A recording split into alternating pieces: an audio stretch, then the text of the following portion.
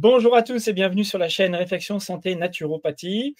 Aujourd'hui, on se retrouve pour une interview consacrée à l'alimentation cétogène, mais aussi à la santé dans sa globalité.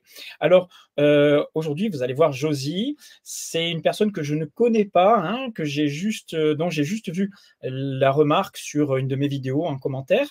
Et elle me parlait de son cétogène qu'elle met en place depuis 6 mois et du fait qu'elle est à 59 ans, qu'elle est sportive. Donc, c'est un profil qui m'a intéressé. Donc, je me suis dit, ça serait bien qu'elle partage son expérience avec nous et qu'elle vous apporte, voilà, un petit peu ses réflexions et ce qu'elle a mis en place et ce qui a été plus ou moins facile à mettre en place, ce qui a été plus ou moins difficile, et puis nous faire part vraiment de ce que ça lui a vraiment apporté aujourd'hui avec son mari. Parce qu'elle va aussi nous parler, elle a pu comparer aussi, comme moi j'ai pu le faire avec ma femme, avec son mari. Allez, bonjour Josie. Bonjour, Jean-Brice. Alors, je te laisse te présenter en quelques secondes. Juste, décris-nous un peu qui tu es et comment tu es arrivé à faire du cétogène aujourd'hui. Moi, j'ai eu une éducation où je faisais pas de sport, où j'étais dans une famille à la campagne. Et puis, moi, je rêvais de faire du sport. On m'a toujours interdit. Puis, j'ai pu réaliser ce rêve à l'âge adulte. Et moi, je suis allée au Krebs à 41 ans, que j'ai réussi. Après, j'ai travaillé dans des salles de sport et après, j'ai monté ma propre structure de coaching personnalisé. Et tout ça, en fait, ça m'a fait travailler sur l'alimentation. Ça a été une obligation. Parce que quand on est un coach sportif, on doit donner beaucoup de cours, on doit s'entraîner, parce que j'ai fait aussi un petit peu de compétition en culturisme. Si on n'apprend pas à se protéger, notamment par l'alimentation, par le repos, le sommeil, on ne tient pas longtemps, surtout à l'âge où j'ai passé mon diplôme. C'était le premier BP en 2006-2007. D'accord. Donc, tu es vraiment une grande Oui, sportive, on peut dire, hein. Donc, tu t'entraînais tous les jours, je pense, quand tu faisais du culturisme à l'époque. Voilà.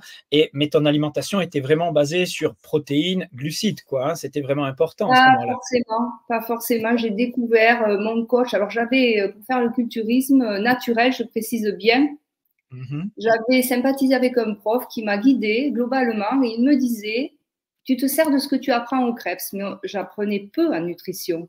Et du coup, je savais même pas qu'il fallait que je consomme autant de protéines. Donc, j'ai beaucoup galéré. Mais je m'étais un peu forcée sur les protéines.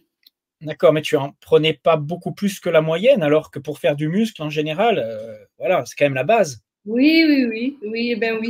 J'ai appris à manger des blancs de poulet. C'était très dur parce que j'en mangeais plus que d'habitude. J'ai appris à manger des œufs. Mais comme je suis un tout petit gabarit, c'était très compliqué. Très D'accord. compliqué. Et surtout que je n'avais aucune complémentation. Aucune. D'accord. Alors, tu veux dire compliqué par rapport à ta progression en Oui, culturiste. On est bien oui. d'accord. Pour faire de la masse musculaire, ça a été très dur. D'accord. Ça a été Très très bien. dur. Alors, c'est intéressant, hein, vraiment de passer de voir comment tu as passé de ce monde un peu où tu étais plutôt orienté vers les végétaux, vers les Oui, légumes. Tu as grandi avec un jardin et tout ça, hein, où on t'a surtout oui. dit de ne pas manger trop de viande, je suppose, ou des choses comme ça. Enfin, je ne sais pas. À la Non, campagne, on ne nous disait pas ça. On avait de non, tout, manger de tout. mais D'accord. on mangeait jamais à profusion. On avait déjà, il y avait du bon sens. Et c'était D'accord. que des aliments bruts. J'ai eu cette chance. Je précise, pour Ouais. moi, c'est une chance. Alors, comment justement tu es arrivé euh, à manger cétogène? Qu'est-ce qui t'a fait basculer dans une alimentation avec très peu de glucides et beaucoup de graisse? Par mes connaissances sur qu'est-ce que c'est le végétal et le végétal que nous mangeons aujourd'hui, celui que l'on cultive donc, je pensais que tout ce qui était végétal, c'était très très bon pour la santé. J'en étais à ça, par manque de connaissances. Et là, maintenant que je me forme un petit peu à tout ça, ça a été une évidence en fait à un moment. Là, au mois de janvier, pour moi, ça a été une évidence. Mais j'ai dit, mais non, mais il faut arrêter ça. La cellulose, les antinutriments, l'acide phytique. Alors, c'est pas la peine d'en faire aussi un monde horrible. Je Ok. précise bien, je Alors, garde de la mesure. on va préciser peut-être pour les gens qui me découvrent, qui découvrent la chaîne et qui Oui, ne te connaissent pas, que on a un regard. C'est pas que je veux dire, c'est pas propre au cétogène, hein, on est bien d'accord, ça. Hein. oui, et justement considérer que dans les végétaux, il n'y a pas que des nutriments essentiels, des vitamines, des minéraux, il y a aussi des antinutriments, des poisons hein, sécrétés par la plante, etc. Voilà, donc on ne va pas débattre de ça aujourd'hui, mais surtout ce que je veux dire, c'est qu'il faut relativiser ces notions, puisque l'homme, dans son évolution, a quand même développé des stratégies d'adaptation, de défense aussi face pour neutraliser ces antinutriments. Mais ceci dit, tout ce qu'on croit être bon peut entraîner beaucoup de dégâts chez certaines personnes. Et je voulais savoir si toi, par rapport à cette consommation de végétaux qui était peut-être importante avant, je ne sais pas, hein, tu te forçais peut-être à en manger beaucoup. Est-ce que toi, tu avais des problèmes digestifs avant? Alors, j'en mangeais beaucoup parce qu'en fait, je ne savais pas que quand on mange des végétaux, ben, on n'est jamais rassasié. Et du coup, ben, beaucoup de problèmes. Alors, beaucoup. J'avais des problèmes digestifs, de fermentation des sucres, notamment dans le côlon, ascendant, ça c'est sûr. Hein. Des difficultés de ballonnement, comme beaucoup, beaucoup de personnes en fait. Et ça a été terminé. D'accord. Fini. Alors, Fini. tu as basculé sur du cétogène. Pourquoi? À quel moment? Qu'est-ce qui t'a fait faire basculer? Alors, des lectures et des gens que j'écoute, y Mhm. compris toi, que j'écoute depuis quelques années. En fait, je t'ai découvert quand tu avais interviewé ton père qui avait 80 ans, je crois. Il y avait eu une interview, ça m'avait beaucoup marqué. Oui. J'avais beaucoup aimé. Donc, En je plus, t'ai c'était dans le sud-ouest, tu vois. c'est ça. J'ai lu Weston Price, évidemment, et plein d'autres. Je continue à lire, je me forme. Alors, raconte-nous ce que tu commences à mettre en place dans ton alimentation à ce moment-là. Alors, Tu bascules en moi, je cétogène. me dis, les sucres, les glucides, attention. Donc, déjà, les glucides, ben, je sais pas, c'est complexe. Les gens ne comprennent pas les glucides, mais je vais pas m'étaler. Donc, je me suis dit, tout ce qui est glucides transformés, terminé. Même si je n'achetais que du bio quand j'achète, le reste vient de mon jardin. Au niveau des légumes, des céréales et des légumineuses, hein, je parle de tout ça. Je faisais très attention au détrempage. Donc, ça, tout ça, je me dis, farine, déjà, c'est un élément transformé. Donc, il n'y aura plus de tarte, il n'y aura plus de préparation, il n'y a plus de farine. Il n'y a plus de D'accord. riz, il n'y a plus de lentilles, il n'y a plus de pois chiches, il n'y a plus de. Même alors, gluten, sans gluten, tout est évincé. Tu remplaces tout ça par quoi alors sur le plan Alors, calorique? Parce qu'il faut que tu manges quand même. ben, je remplace ça par des protéines animales de préférence grasses avec du gras ajouté, plus de sel qu'avant puisque j'ai éliminé les glucides et je garde toujours une base de légumes que je considère que je vais bien digérer. Je me connais en fait. Ok. Donc, et c'est en ce moment, par exemple, on mange beaucoup de courgettes. Alors, pas la peau, pas les pépins, en lamelles, vite, vite cuites, que j'accompagne avec mes œufs, ma poitrine de porc. À midi, c'était du tendron de veau, un petit peu de hareng à l'huile, des choses comme ça. Il y avait une base de salade dans mon assiette, la salade très tendre.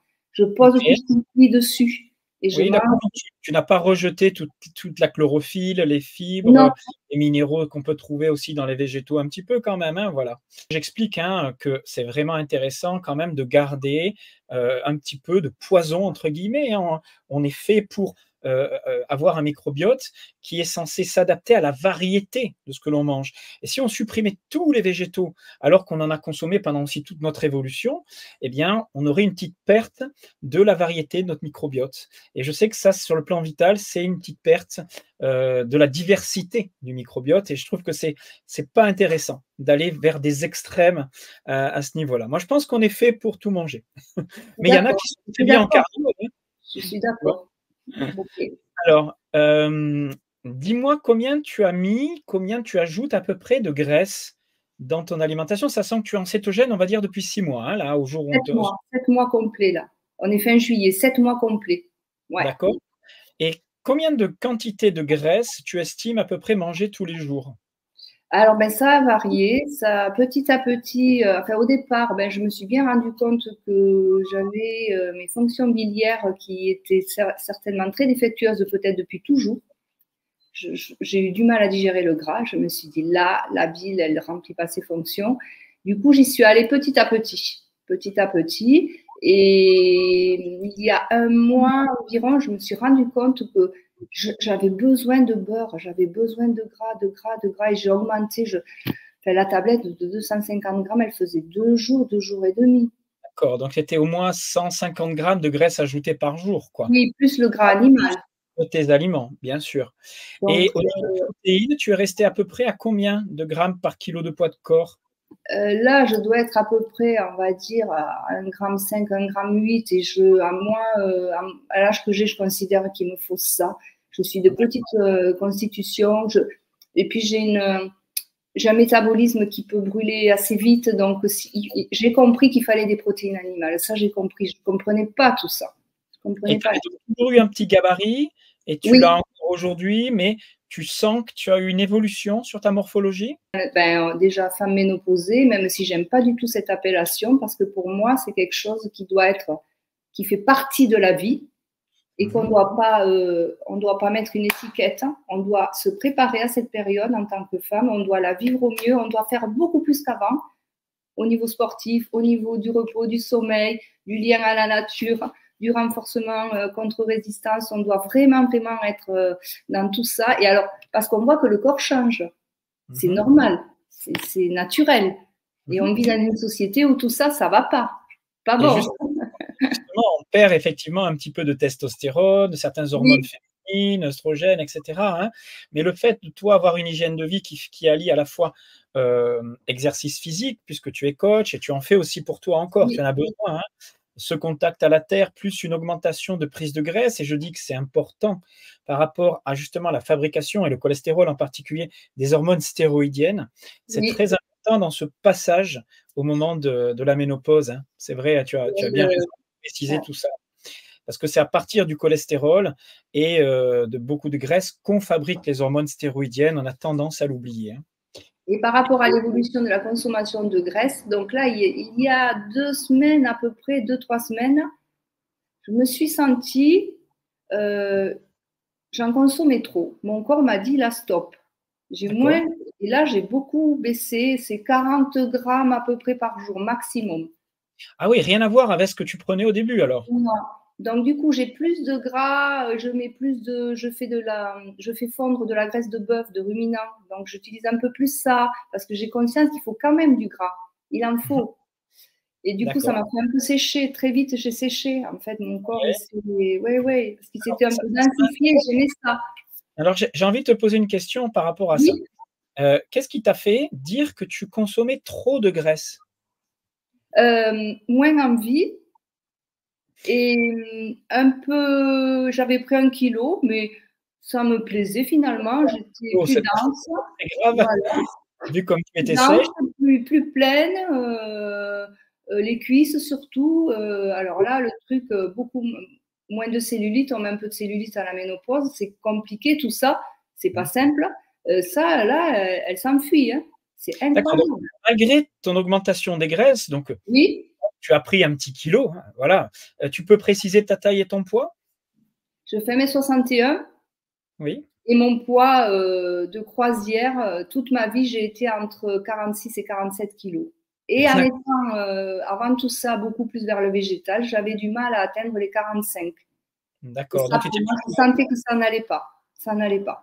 tu étais plutôt maigre, oui, et tu manquais de vitalité, d'assise comme on dit, hein, et le fait d'avoir fait du cétogène, t'a Oui, fait prendre 1 kilo apparemment? Tu as combien 1,5 aujourd'hui? kg, mais tu vois, là, d'avoir abaissé, donc je voulais finir avec ça, d'avoir Oui? abaissé ma prise de lipides, de corps gras.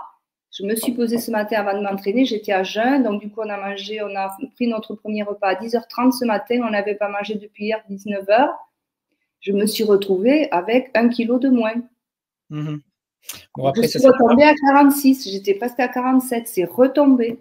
D'accord, bon c'est normal qu'il y ait des petites variations aussi, hein, Mmh. et toi tu as un métabolisme, on va dire qui brûle, hein, on est bien d'accord avec tout ce que tu Oui, fais, et ton corps toute ta vie a été habitué à ça, et on va dire que même en passant de 150 grammes, mettons à 70 grammes de graisse ajoutée, c'est pas une énorme variation dans ton non, changement, hein, puisqu'après tu compenses aussi peut-être par les protéines animales que tu manges qui contiennent aussi un peu de graisse, bon voilà, mais toi il t'en faut. Tu as senti qu'il t'en fallait à une époque, un peu moins aujourd'hui, tu peux stabiliser un cétogène sans rajouter, des quantités énormes de graisse en fait, c'est ça, hein? je Que tu as pense. Je pense que là, je vais trouver mon rythme parce que voilà, avec des je crois qu'il quantités faut une modérées, bonne année. Il faut une bonne année. Je pense que je suis pas encore complètement rodée. Ça, adaptées, oui.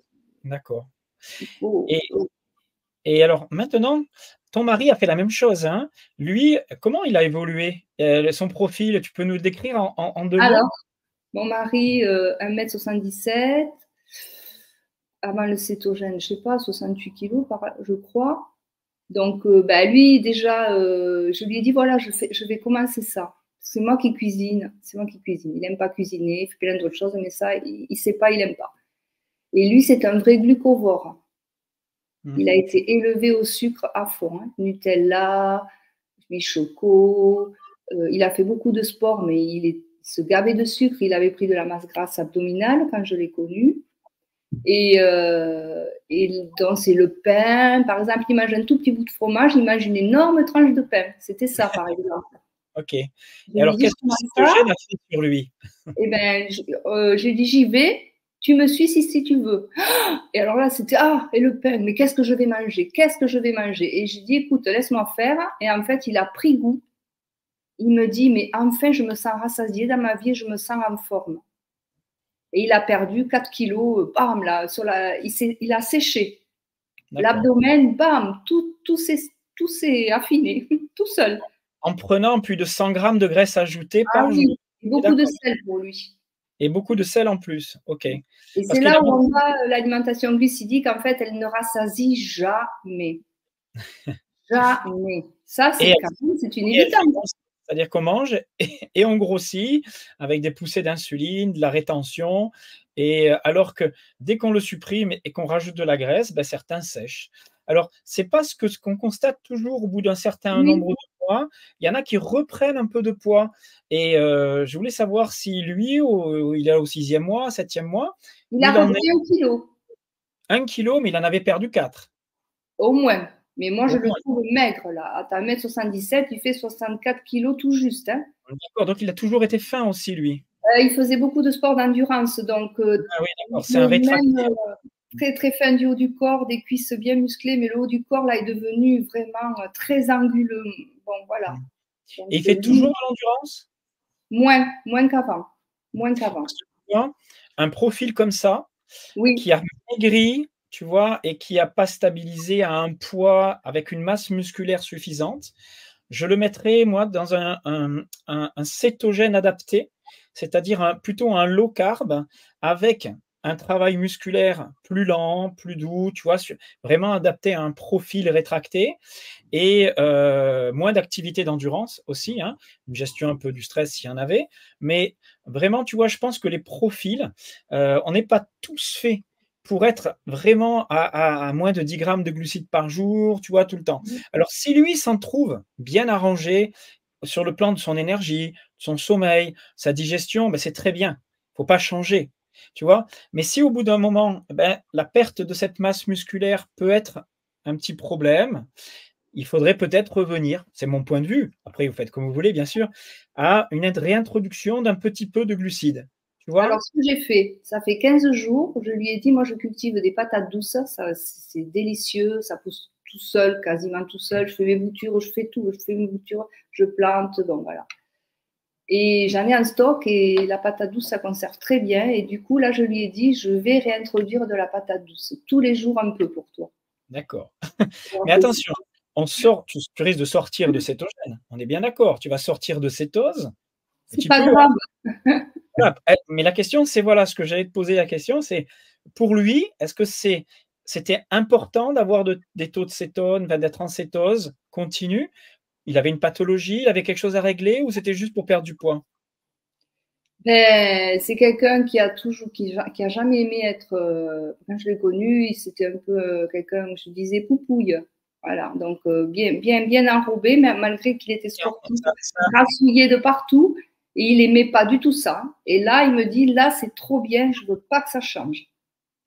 Voilà. Parce qu'en plus de D'accord, donc ça, là, il est bien comme il est. OK. il est bien. D'accord. Et surtout, ce qui a été flagrant pour lui, c'est quelqu'un, je pense que c'est lié à la consommation de glucides, hein, parce que je pouvais faire un gâteau par jour, il le mange, hein. Mmh. Eh ben, c'était quelqu'un qui dormait tout le temps, besoin de sieste tout le temps. C'est fini, finito. D'accord. Oui, il a retrouvé une énergie de jeune homme.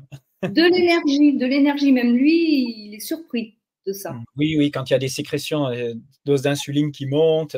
ça met à plat. Et Et toujours, dès qu'il avait mangé, il disait je sens que la sieste arrive. alors, justement, par rapport à ça, dis-nous, quels ont été les bénéfices pour toi, au niveau santé globale? Donc, beaucoup de choses. Ben, les questionnements digestifs terminés. Donc tes ballonnements, tout ça, Voilà, disparu. fini. Le Plus de ventre plus jamais ballonné, le ventre plat, il n'y a plus d'interrogation, mais plus d'interrogation. mmh Ensuite, je dors, mais j'avais des réveils et ça, j'ai des nuits entières incroyables. Et je me mh. réveille avec de l'énergie. Après, j'ai de l'énergie, hein, je suis très active tout le temps, mais ça s'est amélioré. J'ai Mmh. remarqué aussi la santé bucco-dentaire. Mmh. J'ai des gencives, des collets très fragiles parce que je fais suivre 2 fois par an parce que j'ai eu un très grave accident à l'âge de 22 ans de voiture qui a laissé des séquelles importantes. Et tout ça s'est fragilisé, j'avais de l'inflammation, je saignais avant tout ça, j'ai tout réglé, mais là, c'est devenu solide.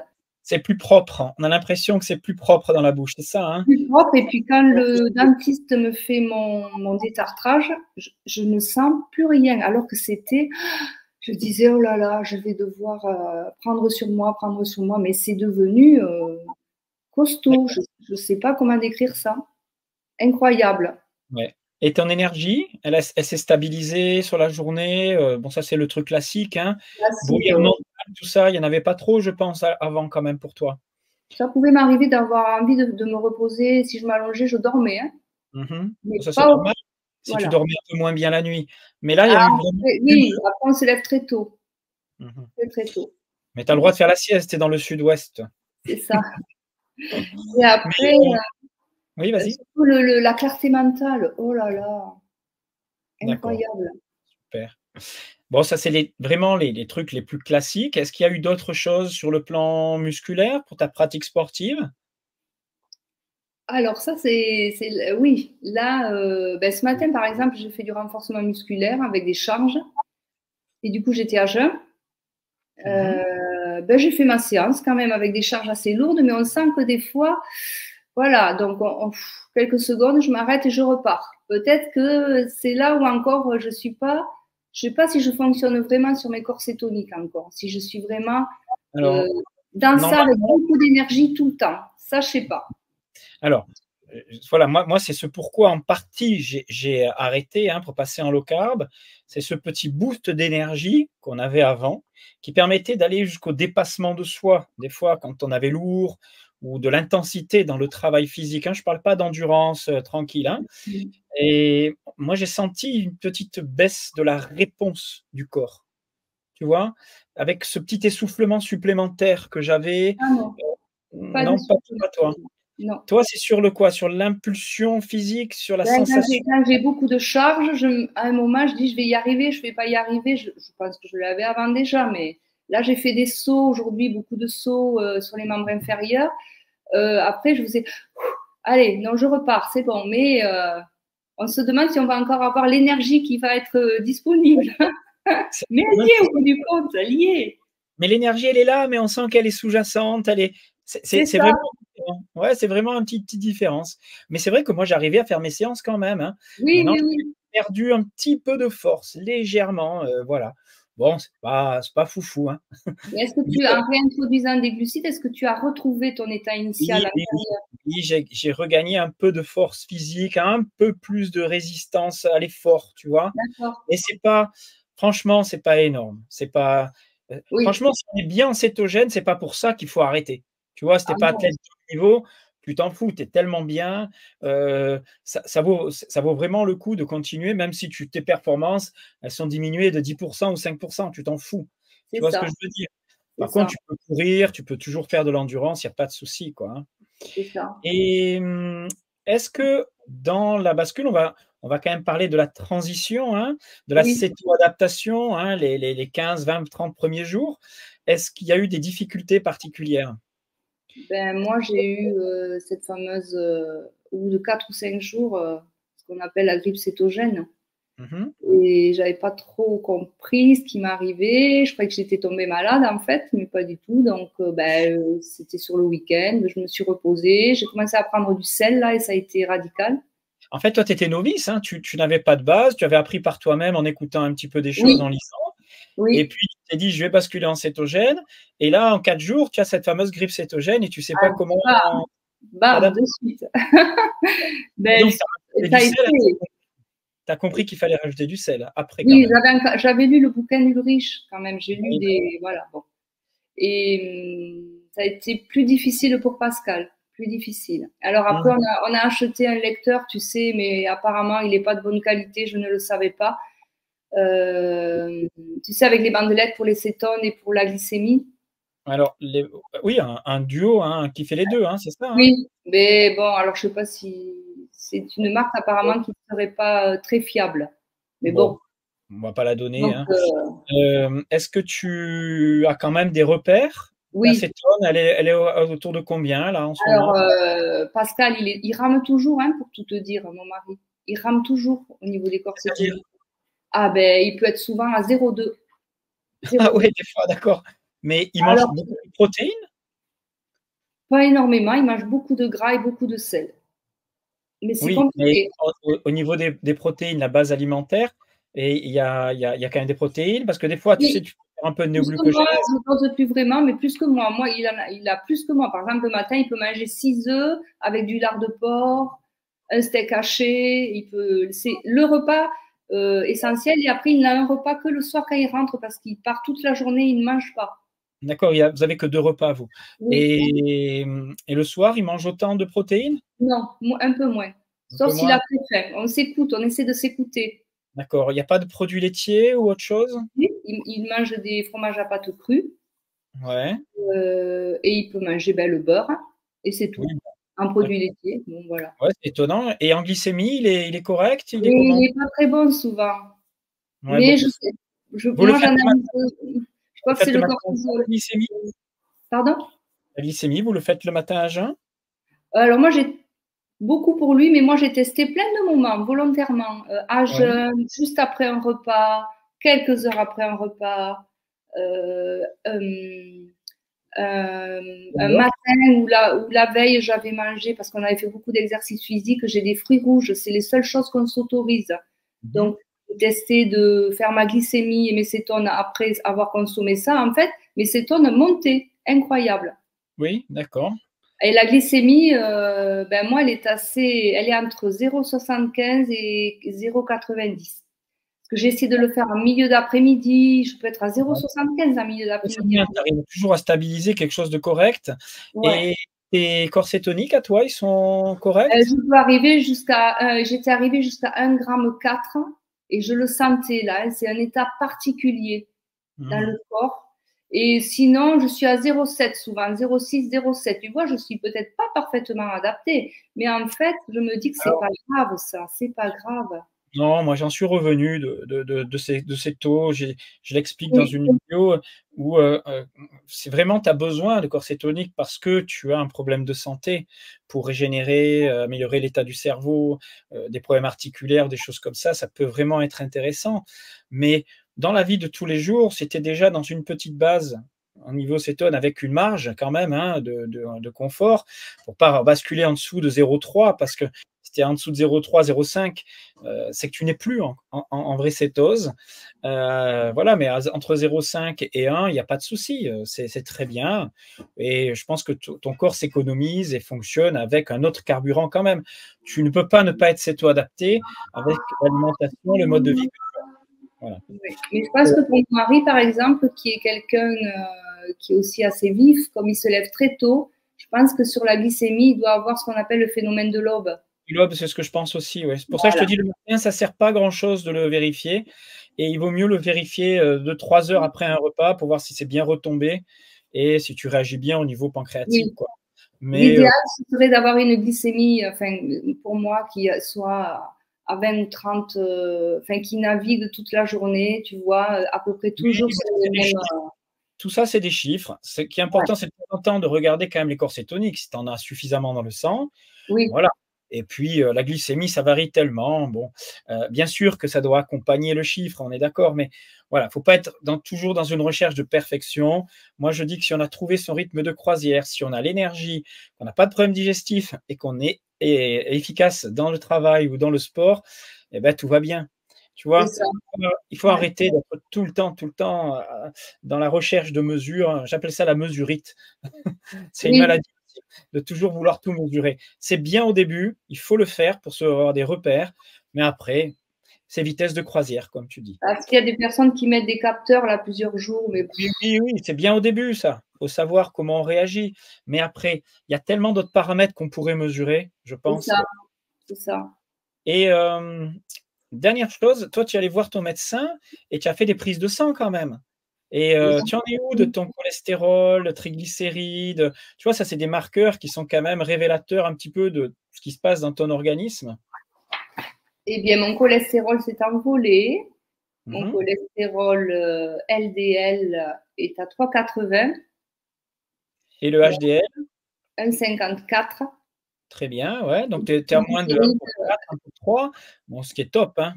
Ce ah qui est bon? qui est qui est Pas pour vraiment le médecin. pas pour le médecin, mais dans le rapport, tu es à moins de 1/4, 1/3, tu es même.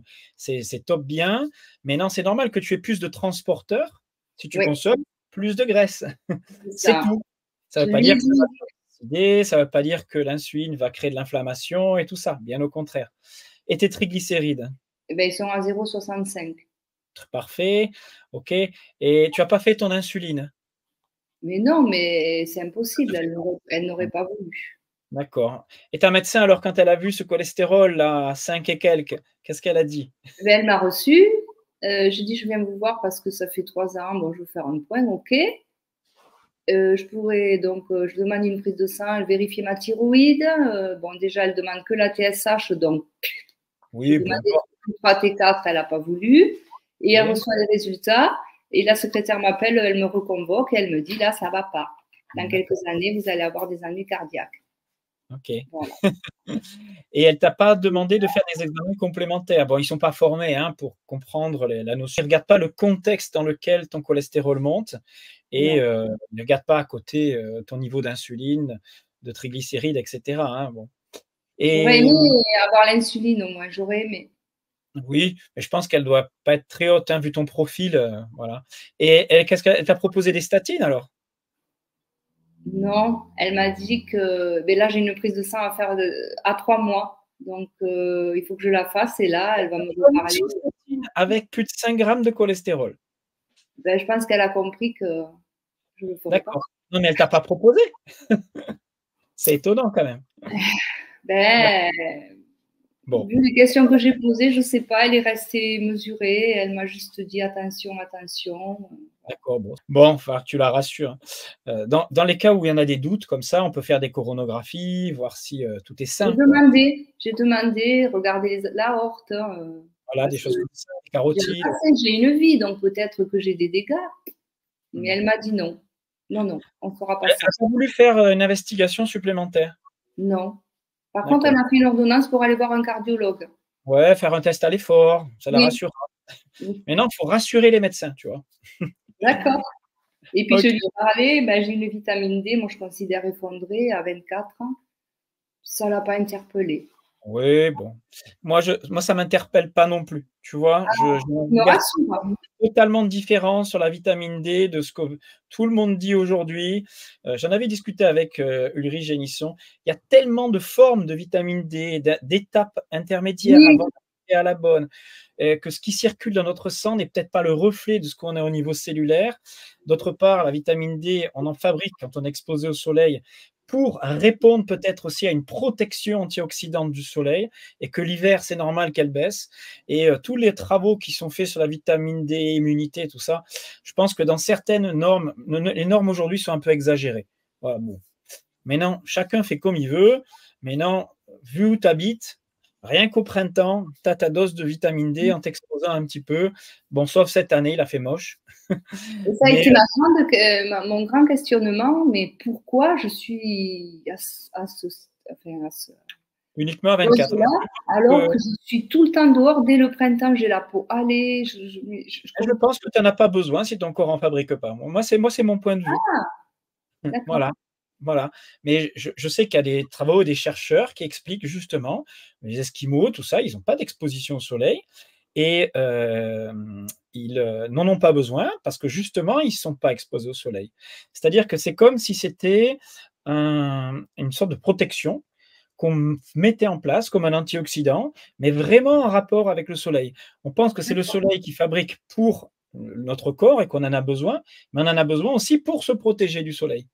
Donc il y a Oui, pas d'intérêt à en fabriquer si tu te protèges pas du soleil en hiver, tu vois? Alors c'est très controversé tout ça, hein. Il y a différents courants. Il y en a qui vous disent qu'il faut se gaver de vitamine D tous les jours, 10 000 unités, machin.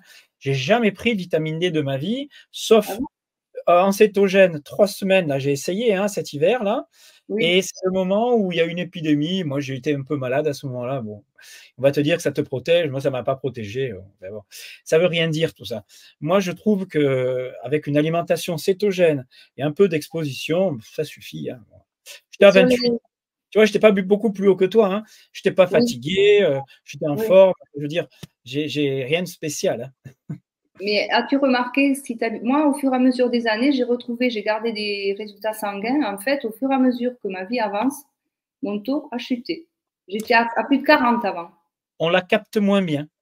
Peut-être, oui. Apparemment, il paraît que notre peau est moins efficiente dans la Oui. captation des UV et que le corps, le foie, le rein, la transforme un peu moins bien. Voilà, bon. Tout ça, on ne saura jamais. Je sais que mes parents, jusqu'à l'âge de 80 ans, ils ont jamais pris de vitamine D. Ils en ont entendu parler, que c'est à la mode, alors ils en prennent un peu maintenant, mais ils ont jamais eu de problème articulaire, des os durs malgré leur chute, enfin, tu vois? Bon, voilà. Bon, on va pas C'est vrai s'étendre là-dessus. si Je on se fie à l'Homo sapiens qu'on est, on ne s'inquiétait pas de tout ça. Ouais, oui, et puis en C'était plus, on était plein de poils, faut imaginer quand même qu'on était à l'ère glaciaire et pendant des années et oui, des milliers d'années, il y avait pas le soleil comme on l'a aujourd'hui, hein. Donc on non, survivait, on n'avait pas de problème articulaire, ils ont trouvé des ossements de Homo sapiens de plus de 60 ans, qui avaient pas de maladies dégénératives, pas d'ostéoporose, voilà, pas ce type de problème-là. Donc bon, il y a du marché à vendre, bon, voilà. Mais il y en a, ils vont vous dire: «Il faut absolument la vitamine D», ben, qu'ils en prennent, je ne sais pas, voilà. Et je crois que dans la complexité humaine, personne ne le sait, bon. tu sais, par Bon, rapport à la pandémie que nous avons eue, il y a des statistiques qui sont sorties, mais en fait, bon, je oui, remets tout ça en question, je où ils sais, disent que les gens qui nous ont quittés ou qui ont oui. étaient tous avec des taux de vitamine D effondrés, Oui, mais tu sais, puisqu'on est ça, tous effondrés, voilà, bon. c'est facile à dire parce que toutes les Oui, personnes qui sont mortes sont des personnes qui avaient des maladies métaboliques, oui, qui avaient un âge avancé. Donc eux, beh, forcément, ils étaient peut-être pas exposés, ils avaient un mode de vie très particulier et ils étaient très bas en vitamine D. Mais on aurait fait, pareil sur pour toute la population, la moyenne de la vitamine D, elle est basse, hein, en c'est ça, France. ouais, ouais. Mais je pense pas qu'en leur donnant un peu de vitamine D, ils auraient survécu. Il y a tellement d'autres facteurs qui interviennent, tu vois? Et qu'on s'est focalisé là sur un truc. Mais non, l'interdire parce que c'est un complément alimentaire, controversé, enfin, c'est complètement aberrant. Les gens, ils prennent ce qu'ils veulent et s'ils pensent que ça va leur faire du bien, ils en prennent. Moi, je n'ai pas d'avis là-dessus. Voilà, je préfère ne rien dire. C'est pareil pour Oui, le zinc et tout oui, ça, mais il y a une telle complexité dans la gestion de notre corps qu'on pense qu'une vitamine, dire qu'une vitamine va tout solutionner, c'est complètement irréducteur et c'est impossible. Voilà. Il y a tellement, tellement de facteurs qui s'entrechoquent que voilà, en tout cas, voilà, je voulais que les gens sachent qu'à 59 ans, on peut se mettre au régime cétogène, avoir des améliorations santé, se sentir mieux et que c'est tout à fait possible et à la portée de tout le monde, voilà. Et que c'est pas parce que certains, n'y arrivent pas, c'est pas parce que moi, à un moment donné, j'en suis sorti, que c'est pas quelque chose qui va être super intéressant pour beaucoup. Voilà. mmh. Je pense qu'il faut ajuster les choses au fur et à mesure, tester et surtout retrouver de la confiance dans le gras. Toi qui es du Ah oui. sud-ouest, ça a dû Alors te là, faire quand même, oui, il faut qu'on en parle 2 minutes de ça. oui, Les vas-y. gras, bon alors déjà, je ne savais pas, moi, l'importance des acides gras essentiels, des acides aminés essentiels. Pourtant, je trempe dans ça depuis longtemps, mais bon, je n'avais pas assez appris et compris. Et puis après, sur le gras, il y a cette fameuse théorie lipidique. Il faut arrêter de fermer les yeux là-dessus. Les professionnels de santé ne le savent pas, c'est pas possible. Je me dis, mais c'est pas possible, c'est un débat délicat. Je ne m'y essaie pas, même pas. Et tu sais quoi, le paradoxe français, il vient du sud-ouest, tu sais. C'est parce qu'on boit du vin et qu'on mange des bonnes graisses de canard, tu sais. Mais oui. En fait, ça n'a jamais tué personne, les graisses. Ça a même l'idée à survivre. Voilà. Après, il y a des graisses trans, les graisses polyinsaturées dont tu dis qu'ils sont soi-disant essentielles. Tu sais, les oméga 6, oméga 3. En fait, ce ne sont pas si essentiels que ça. Ils sont essentiels parce qu'on n'en fabrique pas. Mais on en a besoin de tellement peu, et il y en a partout, en fait, en petite quantité et suffisamment.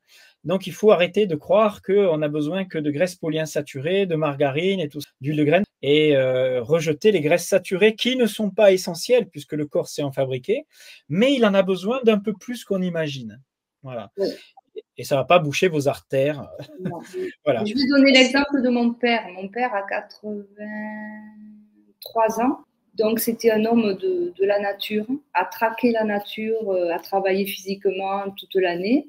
Et je le voyais le matin, une poêle culottée, là, sur sa gazinière. Il mettait 2 ou 3 œufs, il tranchait du lard de porc, il mangeait ça, un demi-verre de vin, une demi-pomme, jamais la pomme entière. Et c'est quelqu'un qui faisait 55 kilos. Il n'a jamais eu une maladie de sa vie. Et il fumait sa cigarette roulée. Ah, il fumait.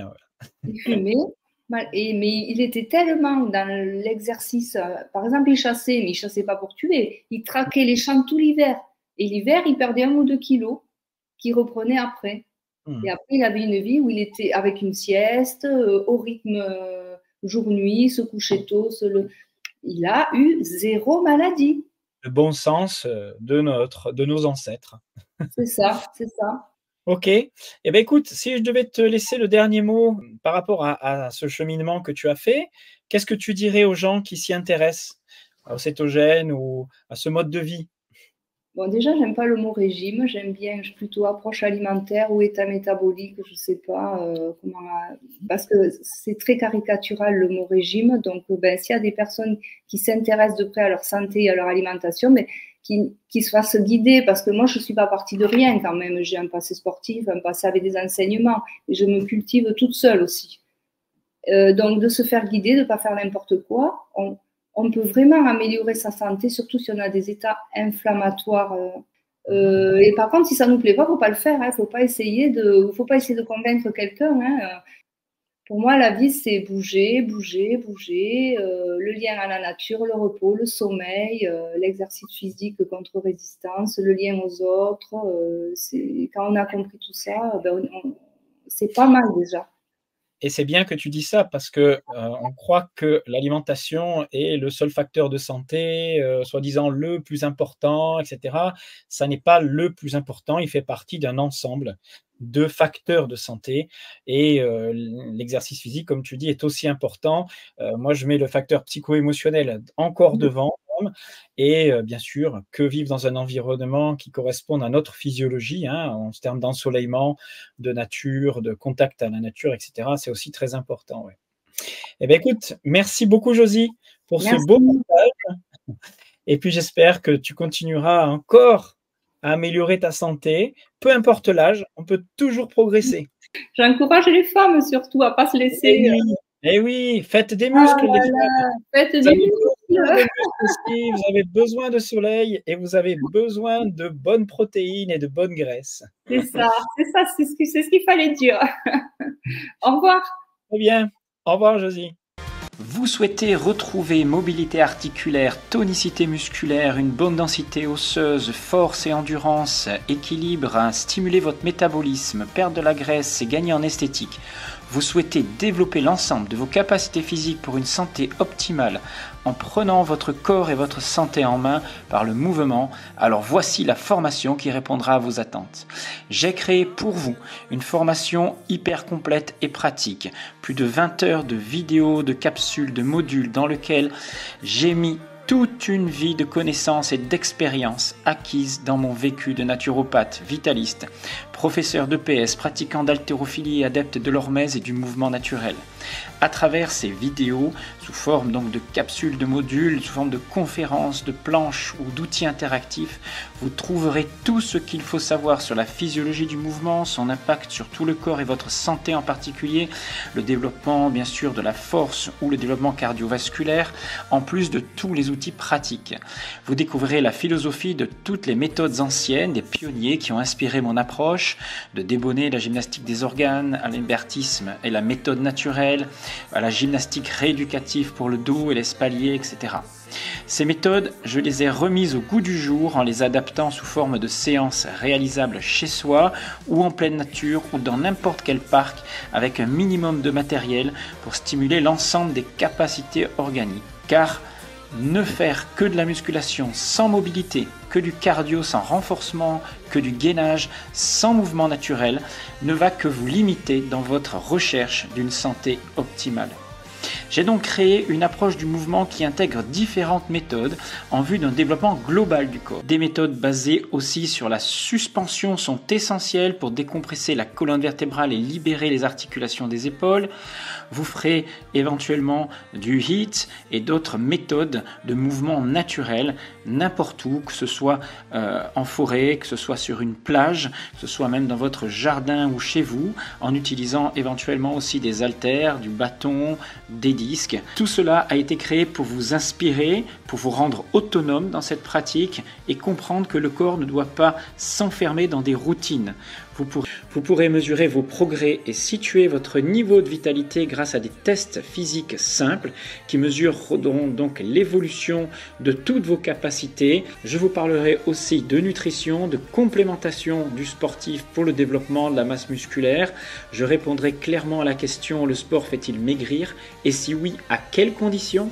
Bien sûr, on évoquera l'adaptation du métabolisme, comment l'améliorer, quels sont les outils complémentaires au mouvement qui vont vous permettre de développer ce métabolisme et l'importance du contact avec la nature. Bien sûr, vous comprendrez aussi comment adapter votre pratique physique en fonction de votre morphologie, de vos besoins, de la qualité de vos fibres musculaires, de vos tissus et en fonction bien sûr de vos objectifs que vous pourrez personnaliser.